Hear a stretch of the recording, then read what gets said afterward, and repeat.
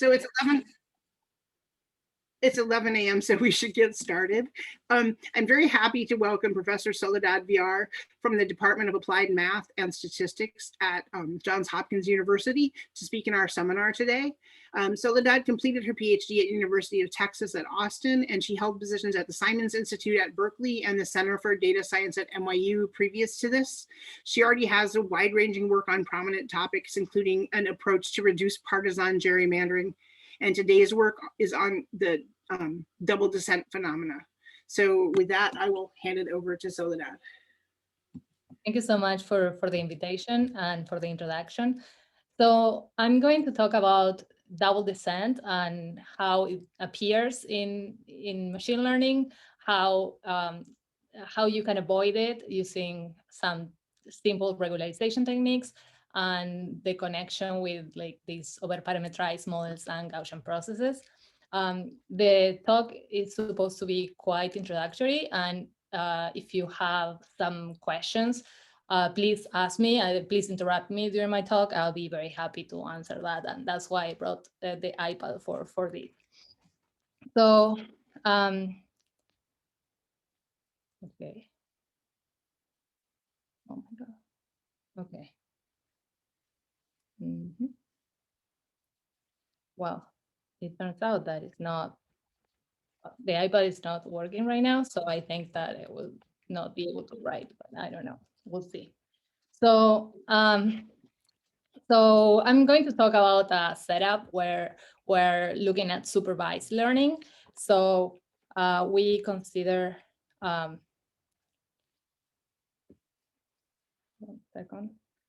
one second, sorry about that. It's supposed to be charged. Sorry about that. I think it's in hand mode. So if you click on the pen mode, it might. What mode? Sorry. Earlier it was in the hand mode, the panning mode. But now it's in the writing mode, right? Yeah. Sorry.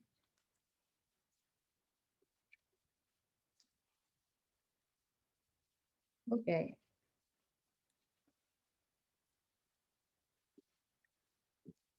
Well, I don't know. Welcome. Okay, let's continue.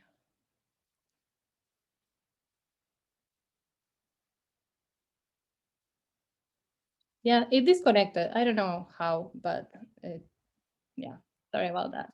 Okay, so I'm going to talk about some supervised learning. So we have some data points X in RP. Those are your data points. And then you have some targets Y. And you have a training set that is drawn from some probability distribution. And we also have a test set that is drawn from a similar distribution with the same parameters, just to make it simple.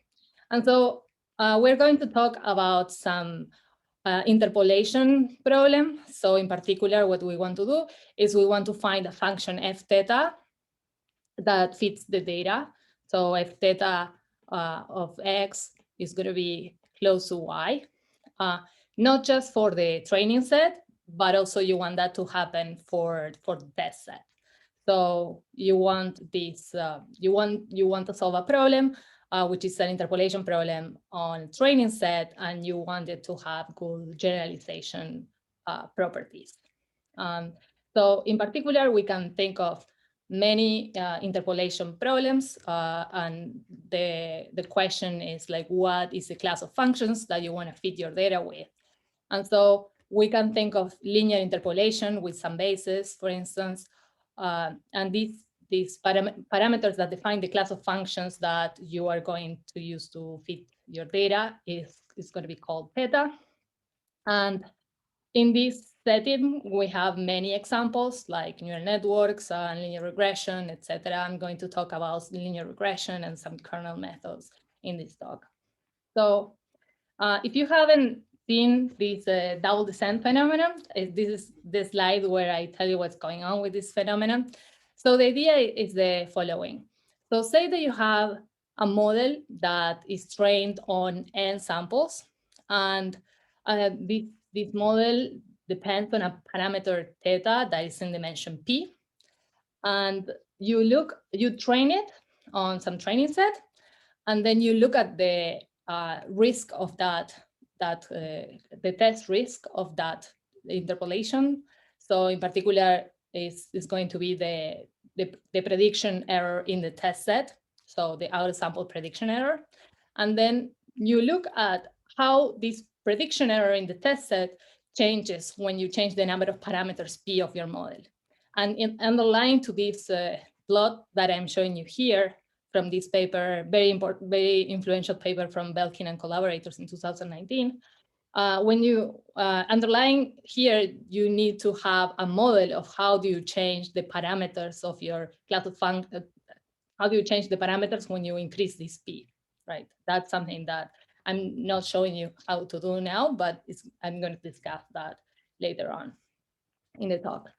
And if you look at this, you'll find that for many different models, so in this case, linear regression, random forest, etc., you see that the training error is consistently decreasing while you change the number of parameters. So if you make your model more expressive, you can fit your data better. So the test error decreases with the number of parameters.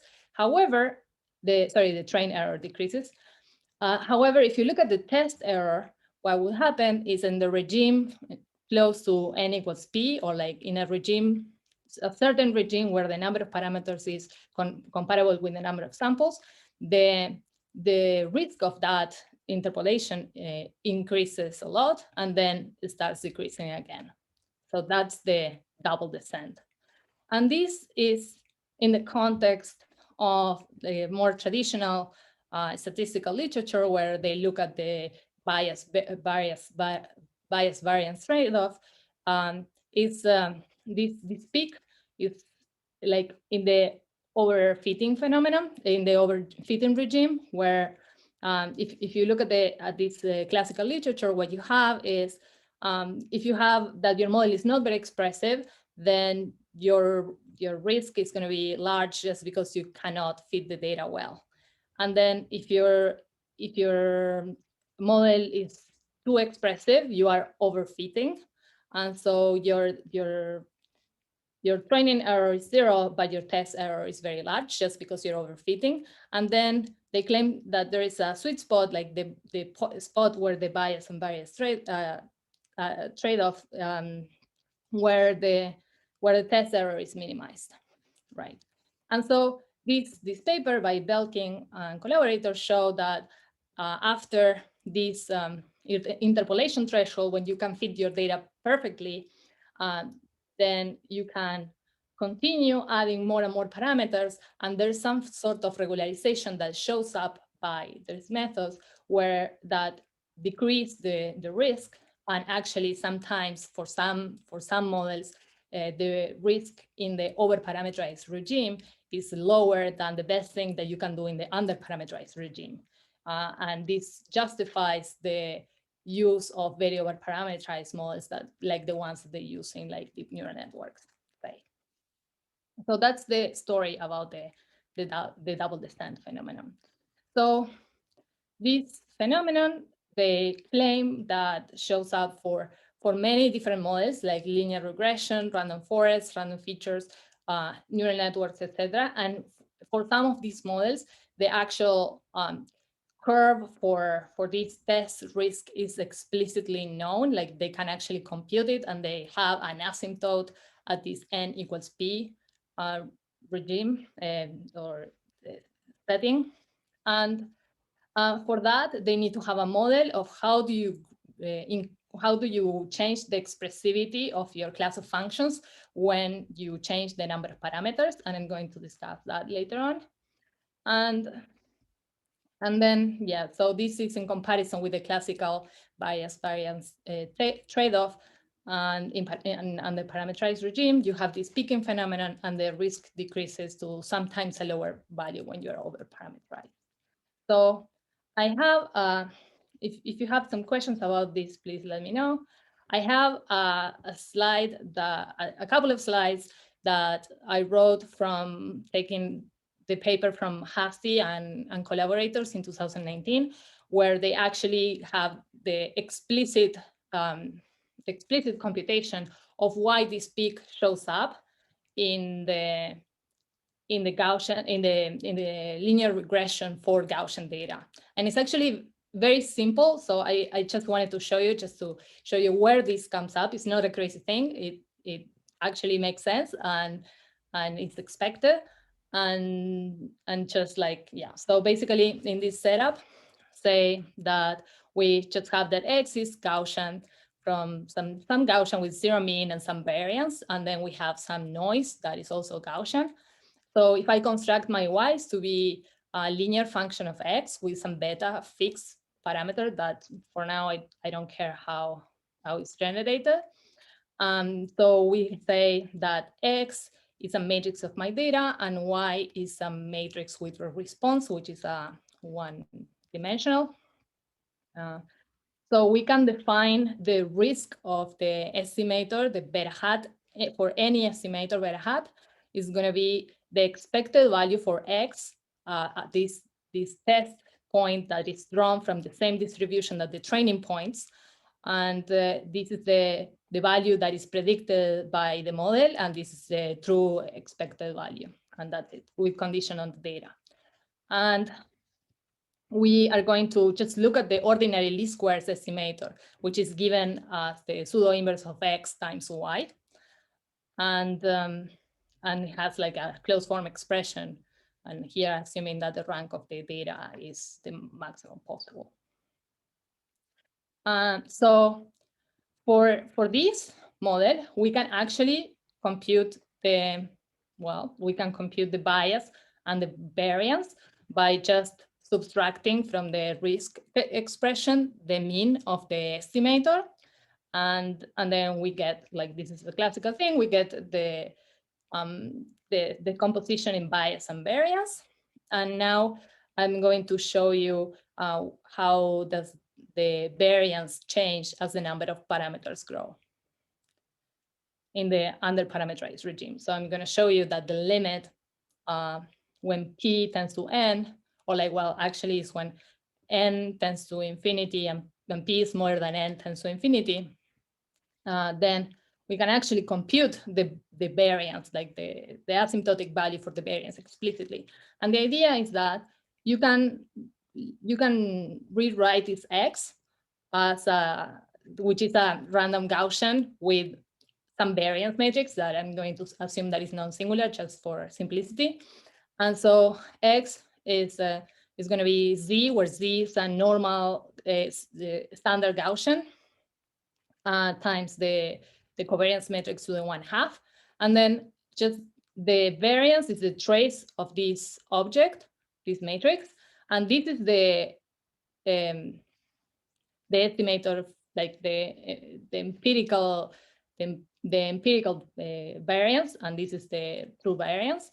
And so when we do this change of variables and change this x to z times this c, then we can use the cyclic property of the trace, and these things cancel out. So in the end, the variance is independent of the covariance matrix of the data. It only depends on the singular values of this Gaussian matrix. And the singular values of this Gaussian matrix have a known distribution, which is the Marchenko-Pastur distribution, and it can actually be computed explicitly. And when this matrix here, this matrix that we have here is square, it has with very high probability a very small eigenvalue. And so when you take the inverse of this matrix, then that blows up.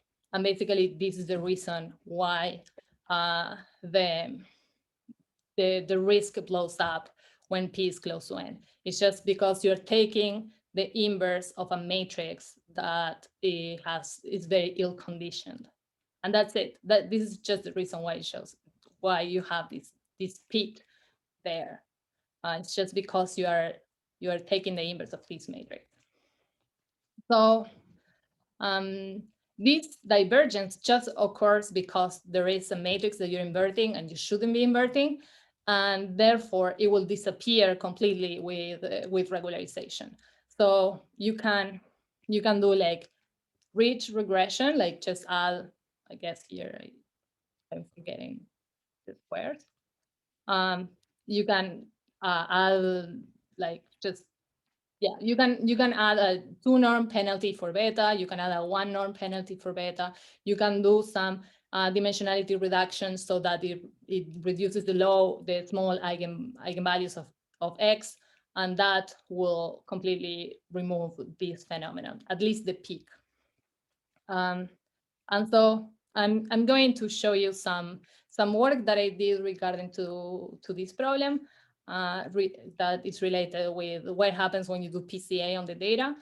And I'm going to show you how this connects with Gaussian processes in the regime when you take the number of parameters going to infinity. Are there any questions? No? Wow, there's a lot of people in the seminar now, I realize, so that's great. So, okay. So my work is with Teresa Huang, who is my student at Johns Hopkins, and David Hogg, who is an astrophysicist in NYU.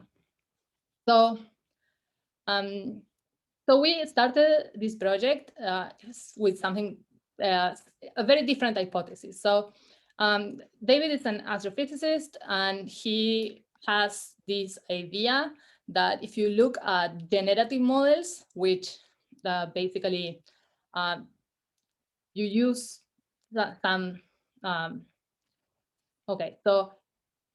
so in this setup, we had a specific problem, which was to predict some properties of stars given the spectrum of the star. So we had the spectrum of the star, and we wanted to predict mass, temperature, and certain other physical properties like the abundances of certain chemical elements. So basically, our data X is the stellar spectra, and the data Y and the Y labels were these properties, right? So in machine learning, one would train something that is called a discriminative model. So you feed your data you give your data to some, say, neural network, and you're trying to find the parameters that, given the data, predicts the labels in like reducing some loss function.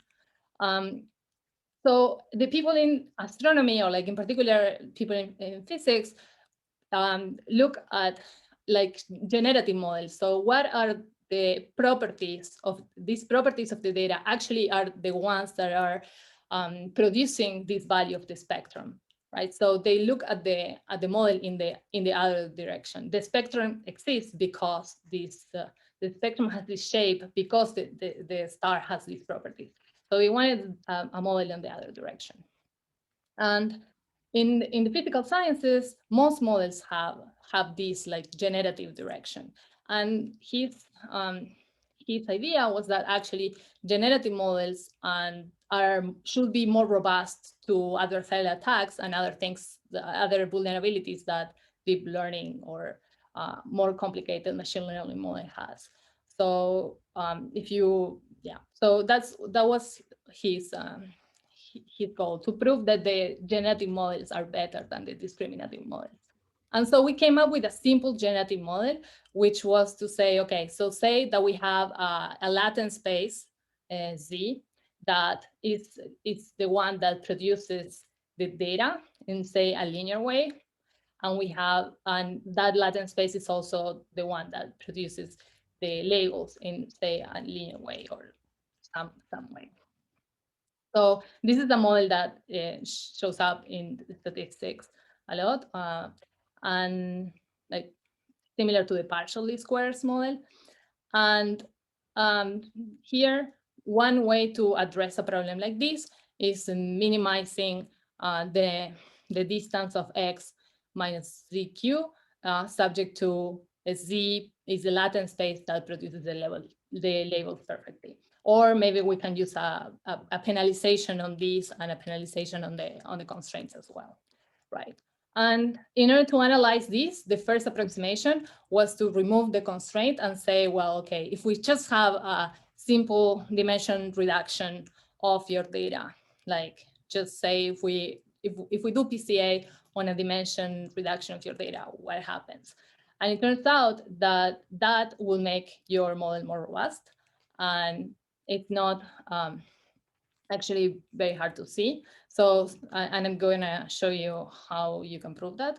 So basically the idea is that if you look at the beta PCA, it's going to be the ordinary least squares estimator by just doing PCA on your data and then do least squares with that. And then for these specific models, we have a model where, say, the top eigenvectors of my data are more significant than the lower eigenvectors. So like the top eigenvalues there's a gap between the top eigenvalues and the smaller eigenvalues.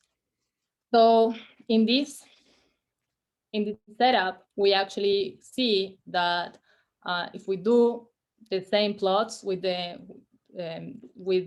changing the number of features and looking at the test error in this case, we see that the ordinary least squares has this double descent phenomenon, but any other thing that we look at, even like this generative model that I described earlier, and ridge regression and this PCA do not exhibit that asymptote. And if you can actually prove this by giving a bound on what is the bias and the variance of this classifier, of this estimator. Any questions for now? So something that I hid in this definition is how do you make the number of features grow? And that's something that I'll explain in a different example later on.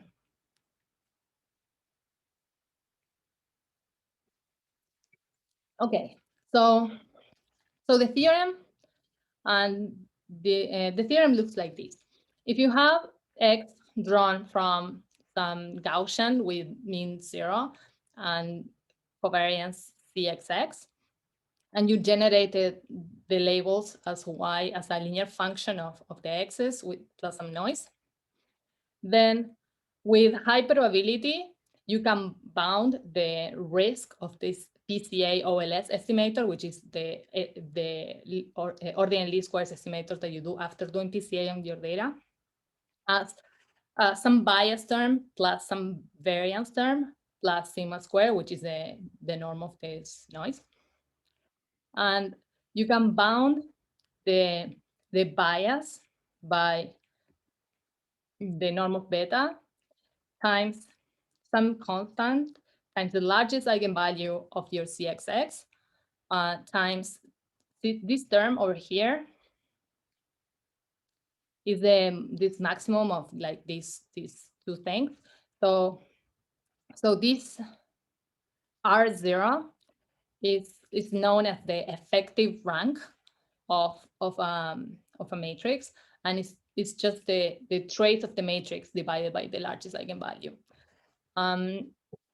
This effective rank shows up in some some classical ideas for bounding how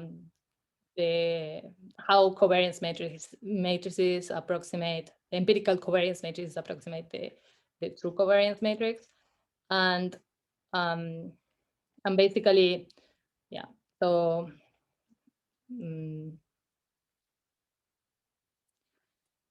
yeah, that maybe I can say a little bit more later about this term. This is the lambda k plus 1 is the first eigenvalue that you cut. So if you assume that your model has, like, your eigenvalues are, say, like the first eigenvalue is large, and then they decay, and then there's a gap. This lambda k plus 1 is the small eigenvalue after the gap. And this lambda k, and lambda k would be the first eigenvalue before the cut. When you say that you do PCA and the eigenvalues are small. And so this term actually it's a bound on the bias that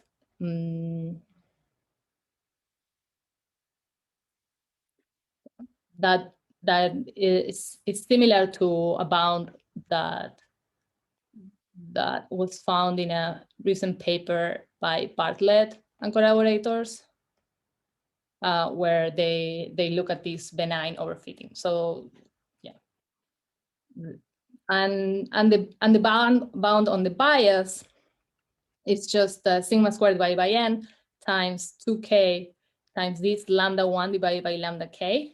So this lambda k was over here. This was lambda k. Well, I guess that this was k plus 1. This is lambda k plus 1, and this is lambda k.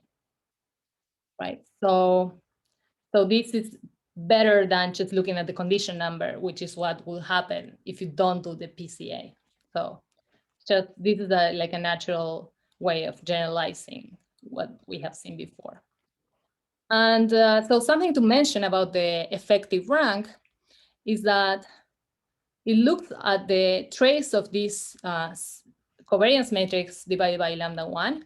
So if you're looking at some models where you make the number of parameters, so the dimension of your data points go to infinity, then in order to have a bias, a bounded bias, you need that this sum, the eigenvalues of this empirical of the covariance matrix is summable. So you can actually bound this bias as long as the sum of these eigenvalues is bounded.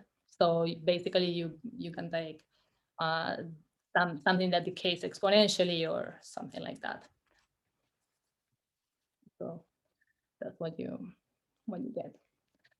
And the way we prove this theorem, this is the proof is very similar to the paper by Bartlett on benign overfitting, and we use this Koczynski and Lunzis bound for the concentration of the empirical covariance matrix, and we also use concentration bound by Lucas, where they basically what they do is they look at they provide a bound for concentration of eigenvalues of the empirical covariance matrix around the eigenvalues of the true covariance matrix. And this is a non-asymptotic bound that we use.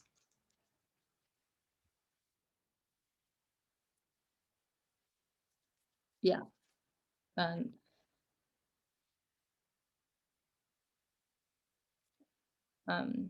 any questions by now? Maybe I went too technical for now, but the next parts are going to be less technical.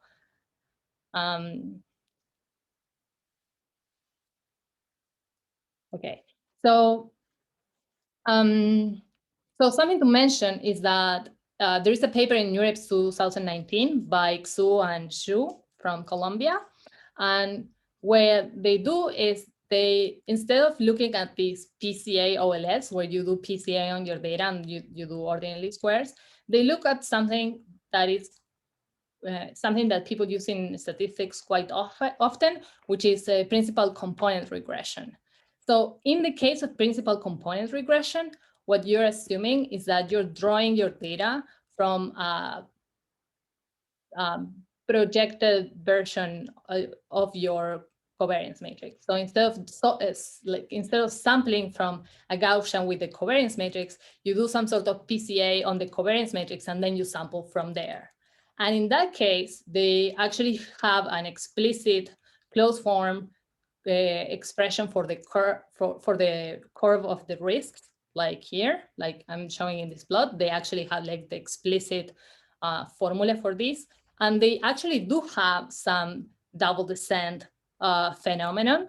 And they do have an asymptote at, instead of at n equals p, they have the asymptote at n equals k, where k is the number of eigenvalues that they sample from the principal component regression matrix. However, and they also need like exponential decay on the eigenvalues in order to have this summable rate. And so, so yes, but this is a different setting because they don't do the PCA on the data. So in the end, they do end up inverting a matrix that is ill conditioned. So this doesn't really work as a form of regularization if you want to avoid this asymptote. But it's nice to mention because it's a close thing with a completely different behavior. So something else that I think may be interesting is to show that, okay, so PCA gives you some form of regularization that makes you less susceptible to this blowing up of the risk. There are other forms, and you can think of this as one form of robustness. There are other forms of robustness that are related to being robust to adversarial attacks. And we actually, and we can actually show that ordinary least squares is very susceptible to adversarial attacks in the over-parameterized regime. And that's a very simple observation. So typically when one thinks of adversarial attacks, one thinks of this image of this pig and they add some noise and then it's classified as a different thing. Those are the attacks on models that are already trained. What I'm going to talk about are not as so like nice looking attacks, just like simpler things of a different form of attacks, which are called data poisoning. And the idea of the data poisoning attacks is that you add a point or a few points to your training set, and then so the attack, it happens during the training, so before the training, and then that point that you add may change so in this example, it's like some classification problem, but may change the regression by a lot, say. And in the case of the over-parameterized regime, it is very easy to make an attack for the linear regression. And the reason why that happens is that, say that you have X is some data matrix, and then you add this X0, which is your attack. Your X0, Y0 is the point that you add to attack your model. And then when you're looking at taking the estimator, the ordinary least squares estimator, what you do is you take this formula, you compute it in this form. So X tilde transpose times the inverse of this matrix, that is X tilde transpose. And this matrix, you can see that's like a block, has like 4 blocks. This is what you had before, and then this is what you add that depend only on X0. And then if you add this extra point, so that X0 is like slightly off the span of X transpose. So if this point is like just off the span of this matrix, then this matrix, the whole matrix will have a very, very small eigenvalue. And so when you take the inverse, then that will blow up. And then that actually is like a very effective attack that you can make to this model. So these over-parameterized linear models are very, very susceptible to adversarial attacks. And this will show up in the next thing that I'm going to show you, which is an over-parameterized model. So this is just a numerical experiment showing that this actually happens. You can do this data poisoning attack, and then the risk of the ordinary least squares like really blows up. And it's just a write-up of what it just said. So I wanted to mention, and this is the last part of my talk, what happened when the number of parameters go to infinity, or like what does it really mean to have the number of parameters of your model tend to infinity.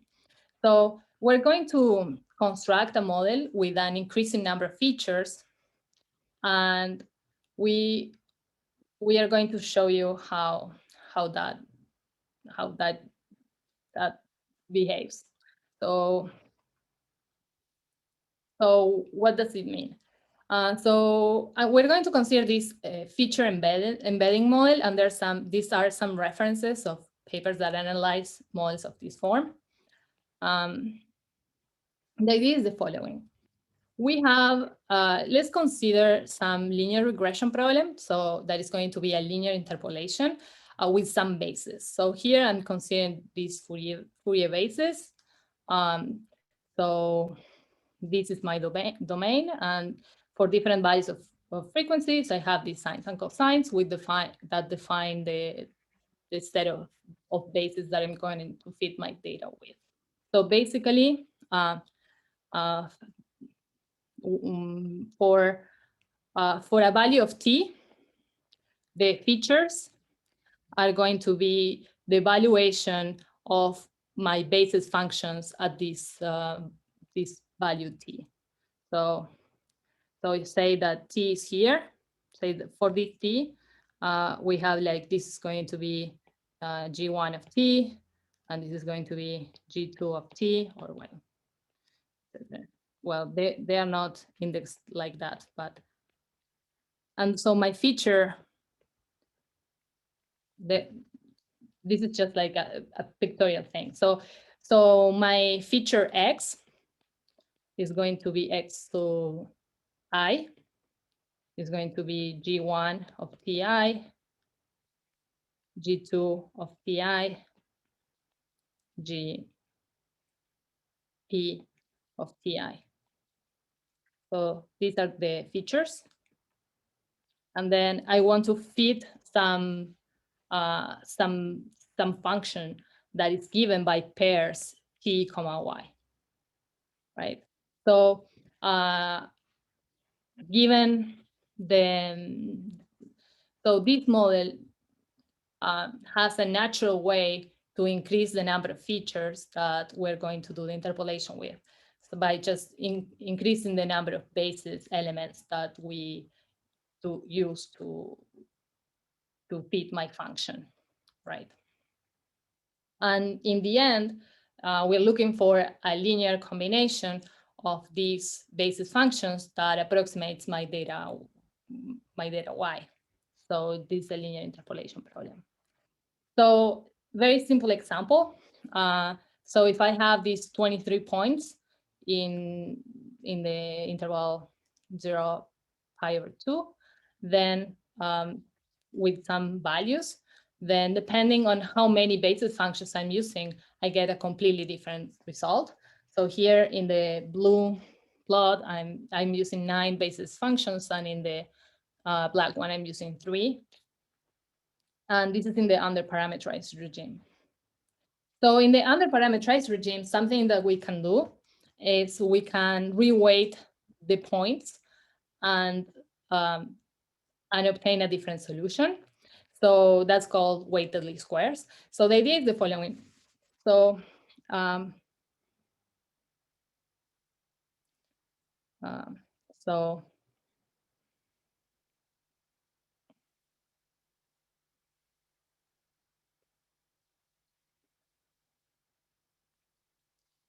so here x is n times p.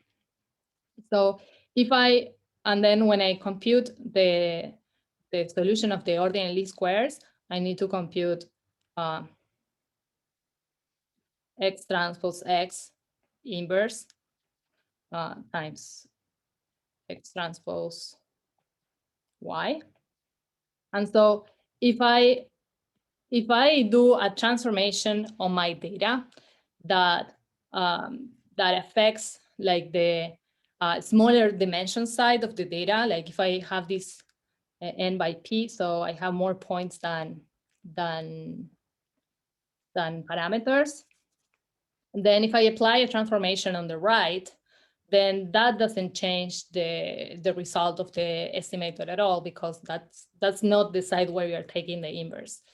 However, if you do a transformation on this side, and when you look at this x transpose x, after that transformation, you get a different solution. So basically what I'm saying is that these ordinary least squares is a fine invariant with respect to transformations on the p-dimensional side, but not on the n-dimensional side, just because you have some degrees of freedom to change the solution in the side where you have a larger dimension, and you don't have any degrees of freedom on the side that you have the smaller dimension to add. So then, so if you do this transformation, x is c to the -1/2 x, where c is a diagonal matrix that weights the points in a different way. So x, remember x was n by p, and now I'm applying a transformation that reweights the points, then that would give me a different solution of these weighted least squares.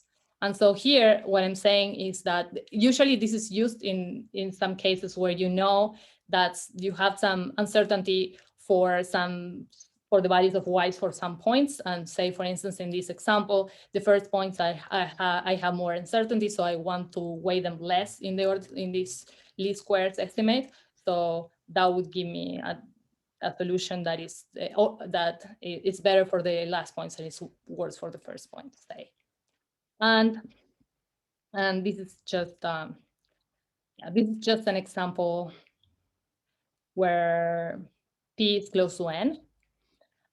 So in this case, your solution is kind of in condition. It has a very large norm, and this is kind of like this double descent phenomenon that we showed, this peak phenomenon where you don't fit your data very well. You have a lot of variance in some points. So here at the beginning, I'm showing just that.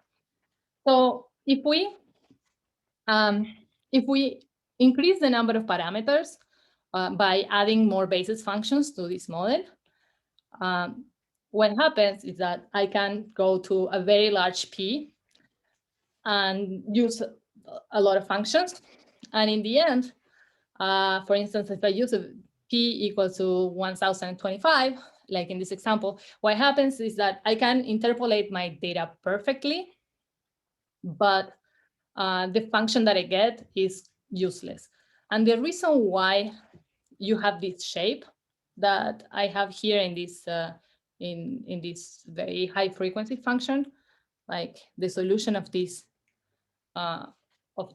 gives you, like if you do the minimization of the x beta minus y, where this x being n by, like say 1025 or some very large set of parameters, large dimension, then the reason why this gives you something that is so high frequency is because here, basically in this case, we are taking the Fourier transform. And here, when you do the ordinary least squares, you minimize the norm of beta. You are looking for all the solutions. Actually, you can interpolate your data perfectly with many functions. And you're looking for the one that has the smallest norm in the parameters beta. So it has the smallest norm for beta. And having the smallest norm for beta is equivalent to having the smallest norm of the Fourier coefficients of the matrix of the function, the function that interpolates. And the norm of the Fourier transform is equal to the norm of the function. So in particular, you're looking for the smallest norm, the function with the smallest norm that interpolates your data in this case. So the reason why you get this very weird function is that just because of Plancharel's theorem in this specific basis choice. However, what this shows is like you have a very over-parameterized regime where the generalization error is going to be very bad and your data is fit perfectly.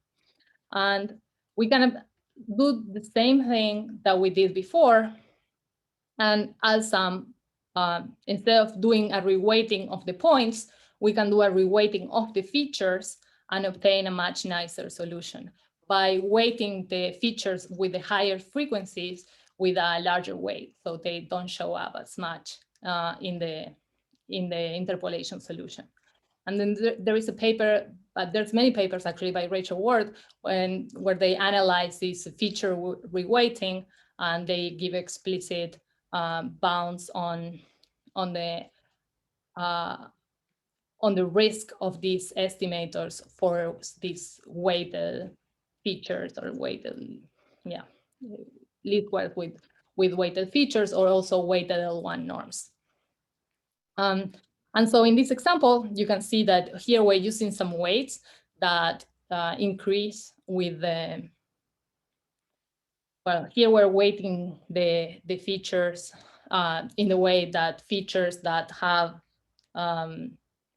higher frequencies have small, like larger weights, so that they appear with the smaller norm in the interpolation solution, and we obtain something that is much smoother. And this idea of weighting your features is very related with using a kernel, right? Because we are reweighting the features, so we are doing some transformation to the x, and when you take the limit when p tends to infinity of this x lambda inverse x transpose, this is going to be a kernel. And then if you know what kernel it is in the limit, then you can analyze it as like the mean of a Gaussian process. And there's some formal convergence results by Wei-Lin Li that you can look at for similar problems than this. So basically the idea is that if you're doing weighted least square, or like you're doing least squares with features, with weighting features, then you can look what happens in the limit when you make the number of parameters go to infinity, and in the end, you're having a kernel. And this choice that I use for weighting my features, in the sense that the feature that I weight, the weight that I use for feature k is proportional to like 1/k. You can look at it, and it has a closed form formulation, which is close to the Matern kernel, which is some kernel that people use in Gaussian processes. And you can use these to analyze the risk of this interpolation. And you can think of now, okay, it's kind of like you were looking at the number of parameters going to infinity, and then in the end, you ended up with like a non-parametric method, which is a kernel. So that's kind of like an interesting outcome of this. So I don't want to take much more of your time, because I think but just let me show you that numerically doing this reweighting is the same as using this Matern kernel, which is something that people use in Gaussian processes. And here you can look at the generalization error as you change the number of parameters, and you for the weighted version that I'm showing you just now. And you also see this double descent phenomenon, where the generalization error it's very high in the regime where P is equal to N, and then in the limit, you get the risk of the Gaussian process. So to summarize, let me thank you for your attention and for coming to my talk. And just tell you that I discussed this double descent phenomenon in the setting of ordinary least squares by showing you the results by Hastie and how they can actually compute the peak of this double descent phenomenon. I show you that if you do PCA to your data, that peak disappears. That can be proven by giving a bound on the risk of this estimator, and also can be shown numerically. These over-parameterized methods can be susceptible to adversarial attacks if you don't regularize. And there's a connection between what happens when you make the number of parameters grow in the linear, in the least squares problem. And if you do some nice weighting of your features, you end up having in the limit some kernel that is used for Gaussian processes, and you can actually use the results there to give an explicit bound on the risk. So this my talk is based on these two papers mostly, and this is my funding. Thank you so much.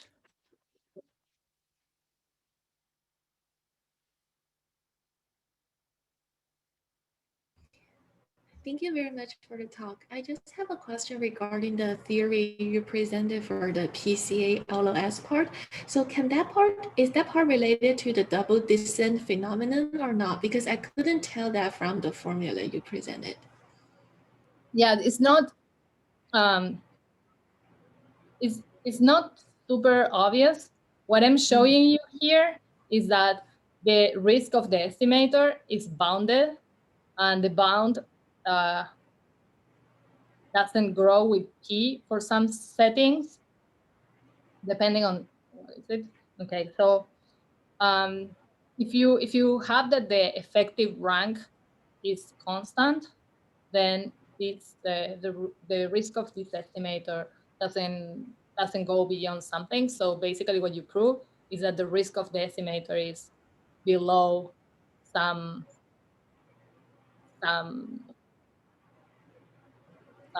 horizontal line. So this horizontal line, well, I don't know how tight it is, probably not very tight, but then it tells you that it never blows up. What it would be nice to have is some bound that is decreasing with P. Okay, but I see. So this is similar to the ridge result you presented in the beginning, right, from the Hastie paper. So over there, basically the PCA and the ridge are both used to counteract that peak in the double descent. That's what you mean. Yeah. So in their result, what they do is they show this, and they actually show that this goes to infinity. So this thing goes to infinity with when n tends to infinity, and p is more than n, and n over p tends to 1. I see. So if you have a bound, so here you have a bound that doesn't get bad with n and p. So yeah, does not depend on p. The reason is because you only have the rank. You assume that basically as p grows, the rank, the effective rank doesn't change. Yeah. Okay. That's an assumption that you need to have. Yeah. And also for that data poisoning part, so yeah, I think that's a very interesting part. And so for that perspective, so how is that related to, say, so because you said that the data poisoning can be counteracted by the regularization. So how about PCA? So if I want to try to connect between this part and that data poisoning. So that attack that I just told you will not be successful for the PCA, just because it relies on adding a very small eigenvalue to that matrix. However, you can attack the PCA by putting most of the signal that is used for the regression into the parts that you cut with the PCA. You know, like if you had access to change in beta and say the true beta is actually zeros in the in the part of the eigenvectors are large, correspond to large eigenvalues, and is very large in the other parts, then that will give you a very bad regression coefficient. I see. I see. I see. Yeah, you can attack it. Yes. Okay. Mhm. And also for the last part, the Gaussian process. So for that, are you trying to say, so I couldn't figure out the connection between that part and the double descent you talked about in the beginning. Is it just like a different topic? Well, so in this Mm. part, I wanted to just show you how show you a model, what happens with a model where the number of parameters go to infinity naturally. So this is a model where the number of parameters correspond to how many basis functions you choose. And that is something that you can make arbitrarily large and get a more expressive model. And then Yes. you can analyze, I didn't do the analysis. You can analyze the root of that and see whether it has some double descent phenomenon. But actually, like this plot suggests that it does. So for this part, yeah, so because you spent quite some time to talk about the data transformation, right, on the design matrix. So, but that is more like just specific to that particular application, or are you trying to say that, are you trying to talk about the equivalence between the ordinary least square with those weights and the Gaussian process with that kernel? Yes. But in general, if you have that the number of features tend to infinity, then you can make this limit. Like this limit with the weight, it gives me the kernel that I was using. But if you don't use the weights, then it gives you a different kernel. I don't know if your weights have all the same size, maybe this diverges, maybe this limit doesn't exist. So I think that so the example that I show was for that specific model, but I think that in general, you can say the same thing. Yeah, So, that makes sense. Okay, yeah, these are all my questions. Thank you very much. oh, thank you. Thank you. Very nice question. Yeah, that was a great talk. Thank you. I had a question in the Gaussian process example. How are the weightings being computed? Yeah, so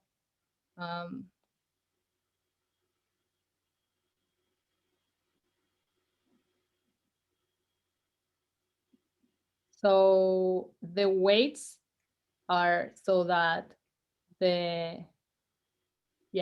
what the weights do is like if you take the bases and then the basis functions that are so the basis functions with higher frequencies get multiplied by a larger value. So you have the G1 will have multiplied by 1, then G2 would be multiplied by 2, and then GS will be multiplied by S. So that would be the feature. The features get multiplied by a larger value so that when you take the feature S would be multiplied by S. So that is the feature weighting. So when you look at the minimum norm solution, then the minimum norm solution will have a larger value of the I entry, of the S entry. Okay, yeah, I see them. Thanks. That's interesting. Yeah, so then when you multiply by the beta, the X times beta, you don't multiply by the weights. So basically, you multiply the weights on the feature matrix, and then you in order to obtain a beta that has small values on the large frequencies, and then what you do is X times beta. I mean, that's one way you can write it down. Maybe there's a nicer way to do it, or more explicit. I mean, maybe here, yeah. So also, I guess you showed that applied PCA reduces the peak and generalization error when you combine PCA with least squares. So has this been looked at and kind of quantified for, excuse me, if you were using PCA kind of as pre-processing before a neural network? Has this is maybe already known in the literature, I'm not sure. I think that's one form. That's something that there are experiments for, and that's one form of regularization. Yeah, but I mean, I'm not 100% sure, but I think so. Yeah. There's many ways that you can think of that you can just regularize these methods by augmenting the data and doing things like that, early stopping. Yeah. I think that most forms of regularization that you can think of actually will have the same effect of removing the peak. Yeah, that makes sense. And I guess this kind of shows that not all parameters or over-parameterized models are created equally. Like there's some over-parameterizations that are actually very bad, and some over-parameterizations that are actually not hurting you. And there's some implicit regularization that you need to understand what's going on. So for instance, in this model, like this model is over-parameterized and this model is over-parameterized, but they're regularized differently and the results are completely different. And in the limit, this model, you can think of it as non-parametric even. I don't know, maybe that's not the way it should be said. No, I see. Yeah, I see what you're saying. Does anybody else have any questions for the speaker? The students, you should feel free to speak up. Like any question is a good question. Sandeep is here. Yeah, he was excited to hear your talk. So, okay, I guess that's all we have. And thank you so much for accepting the invitation to speak. This is a very interesting talk. It's nice to meet you. Yes, thanks. Thank the speaker, everybody, I guess. Okay, thank you. Bye.